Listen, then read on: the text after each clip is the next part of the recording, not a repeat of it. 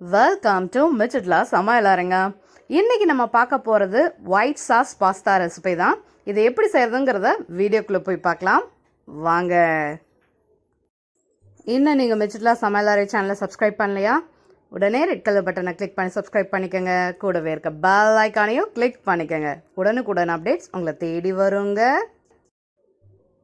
இப்போ நம்ம பாஸ்தாவை ஃபர்ஸ்ட்டு வேக வச்சு எடுக்க போகிறோம். அதுக்காக ஒரு பவுலில் தண்ணி வச்சு நான் அடுப்பில் வச்சுட்டேன். இப்போ இது கூட கொஞ்சமாக ஆயில் சேர்த்திக்கலாம். இப்போ நம்ம இதில் ஒரு கப் பாஸ்தாவை சேர்க்க போகிறோம். இந்த அளவுக்கு தண்ணி சூடான பிறகு நம்ம இந்த பாஸ்தாவை இதில் சேர்த்திக்கலாம் ஃப்ரெண்ட்ஸ்.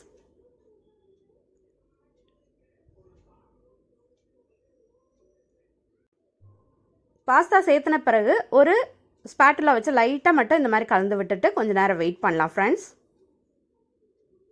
இப்போ நம்ம பாஸ்தா எல்லாம் நல்லா வெந்துருச்சு பாருங்கள், ஒன்றோட ஒன்று ஒட்டாமல் வந்திருக்கு. இதை நல்லா நம்ம தண்ணியெல்லாம் வடிச்சிட்டு ஒரு பவுலுக்கு மாற்றிக்கலாம்.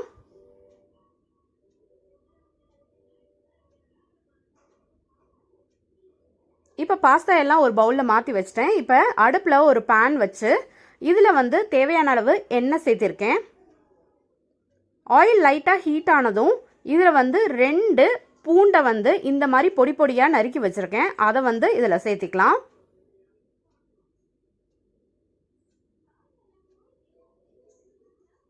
ரொம்ப பெருசாக இருக்க வேணாம், கொஞ்சம் பொடியாக இருந்தால் டேஸ்ட் நல்லா இருக்கும். ரொம்ப பெருசாக இருந்ததுன்னா அது வாயில் தட்டுப்படும், நல்லா இருக்காது. கொஞ்சம் டேஸ்ட்டும் வித்தியாசமாக இருக்கும். ரொம்ப அதிகமாக சேர்த்துனீங்கன்னா இந்த ஃப்ளேவரும் தூக்கலாக இருக்கும், அதனால் அளவாக சேர்த்துக்கோங்க. இப்போ இந்த அளவுக்கு வதங்கின பிறகு இதில் நான் கொஞ்சம் கேப்சிகம் சேர்த்திக்கிறேன். இது கூடவே கொஞ்சம் கேரட்டை இந்த ஜூரியன் ஷேப்பில் கட் பண்ணி அதையும் கொஞ்சம் சேர்த்திக்கிறேன்.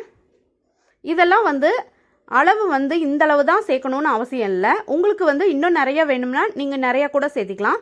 நான் கொஞ்சமாக தான் சேர்த்திருக்கேன், கொஞ்சமாக செய்கிறதுனால. இப்போ இது கூடவே கொஞ்சம் ஃப்ரெஷ் கார்ன்ஸ் சேர்த்திக்கிறேன். அதையும் சேர்த்திட்டு நல்லா கிளறி விட்டுருங்க. இது கொஞ்ச நேரம் நல்லா ஃப்ரை ஆகட்டும். ஃப்ரை ஆன பிறகு இதை நம்ம பிளேட்டுக்கு ட்ரான்ஸ்ஃபர் பண்ணிக்கலாம். இதை ஸ்டிர் ஃப்ரை தான் பண்ணுறோம் நம்ம.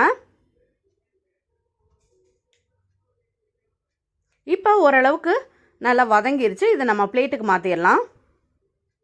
நான் பிளேட்டுக்கு மாற்றிட்டு வந்துட்டேன். இப்போ அதே பேனில் 1 டேபிள் ஸ்பூன் அளவுக்கு பட்டர் சேர்த்திக்கிறேன். வெண்ணெய் நல்லா உருகிற வரைக்கும் வெயிட் பண்ணலாம். இந்த வெண்ணெய் நல்லா உருகின பிறகு இதில் நம்ம மைதா மாவு சேர்த்த போகிறோம். இந்த அளவுக்கு நல்லா உருகிடணும். இப்போ நம்ம தேவையான அளவு மைதா மாவு இதில் சேர்த்திக்கலாம். நம்ம ஃபர்ஸ்ட்டு இந்த ஒயிட் சாஸ் பாஸ்தாக்கு ஒயிட் சாஸ் ரெடி பண்ணணும். அதுக்காக இந்த மைதா மாவு 2 டேபிள் ஸ்பூன் இந்த வெண்ணெயிலே சேர்த்திடுறேன்.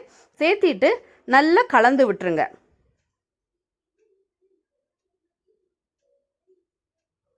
இந்த மாதிரி மாவும் வெண்ணெயும் ஒன்றா சேர்ந்து வர்ற அளவுக்கு நல்லா கலந்து விட்டுருங்க.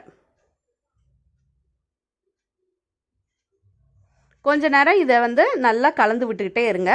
இதுக்கப்புறம் நம்ம இதில் பால் சேர்த்த போகிறோம் இந்த ஒயிட் சாஸ்க்காக. ஸோ இதுக்கு நம்ம 1.5 டம்ளர் பால் சேர்த்தணும். அதுவும் கிராஜுவலாக சேர்த்துனா போதும். மொத்தமாக 1.5 டம்ளரும் அப்படியே ஊற்ற வேணாம். ஃபர்ஸ்ட் நம்ம 1 டம்ளர் பாலை இதில் சேர்த்திக்கலாம்.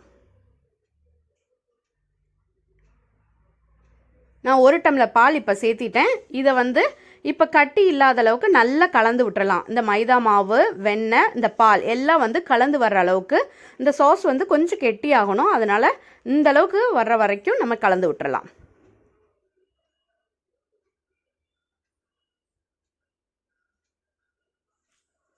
இந்த சாஸ் நம்ம ப்ராப்பராக குக் பண்ணால் தான் டேஸ்ட் நல்லாயிருக்கும்.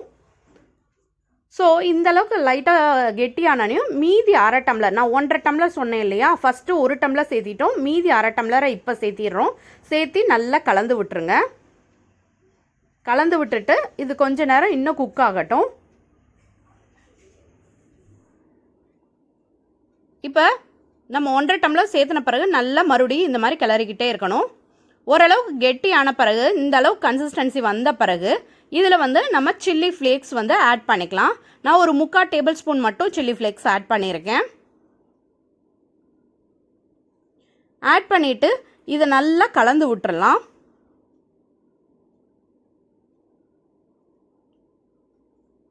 நீங்கள் இன்னும் கம்மியாக சேர்க்கறதுனாலும் சில்லி ஃப்ளேக்ஸ் கம்மியாக சேர்த்திக்கலாம். இல்லை உங்களுக்கு காரம் பத்தலைன்னு நினச்சிங்கன்னா இன்னும் ஜாஸ்தியாகவும் சேர்த்திக்கலாம். இதுவே கரெக்டாக இருக்கும். சப்போஸ் பத்தாதவங்க வேணால் சேர்த்திக்கங்க. இதை சேர்த்தி ஒரு 2 நிமிஷம் கழித்து நம்ம உப்பு இந்த டிஷ்க்கு தேவையான அளவு உப்பு சேர்த்திடுறோம். சேர்த்திட்டு நல்லா கலந்து விட்டுறலாம்.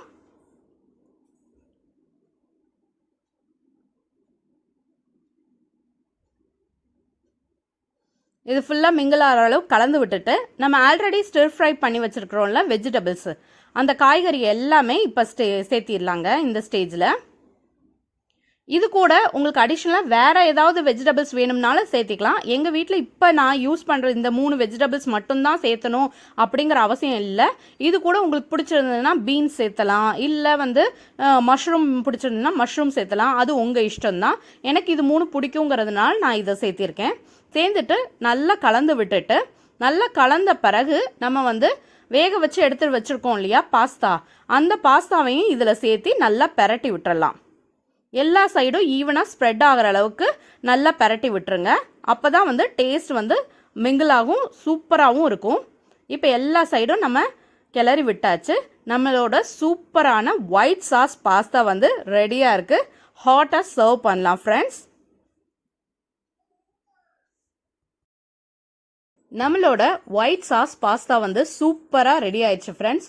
இதே மாதிரி நீங்களும் ட்ரை பண்ணி பாருங்கள். ட்ரை பண்ணி பார்த்துட்டு எப்படி வந்துச்சுங்கிறத மறந்துடாமல் எனக்கு கமெண்ட் செக்ஷனில் கமெண்ட் பண்ணுங்கள்.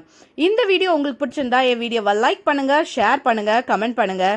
என் சேனலுக்கு நீங்கள் புதுசாக இருந்தால் என் சேனலை சப்ஸ்கிரைப் பண்ணிக்கோங்க. கூடவே இருக்க பெல் ஐக்கானை மறந்துடாமல் கிளிக் பண்ணிக்கோங்க. இன்னொரு வீடியோவில் பார்க்கலாங்க. Until I meet, it's signing off from Michitla. Thank you.